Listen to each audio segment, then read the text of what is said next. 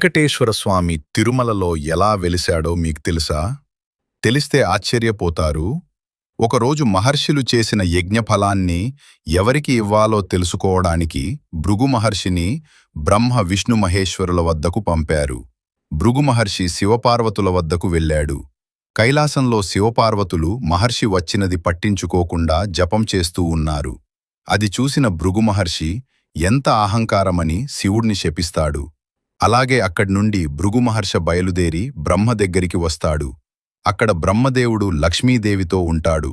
బ్రహ్మదేవుడు కూడా అలాగే భృగు మహర్షిని పట్టించుకోకపోవటంతో మహర్షికి చాలా కోపం వేసి బ్రహ్మదేవుణ్ణి కూడా శపించి అక్కడ్నుండి వెళ్ళిపోతాడు.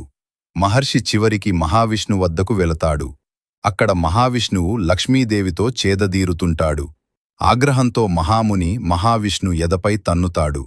మహావిష్ణువు ముని పాదాలను చేతిలో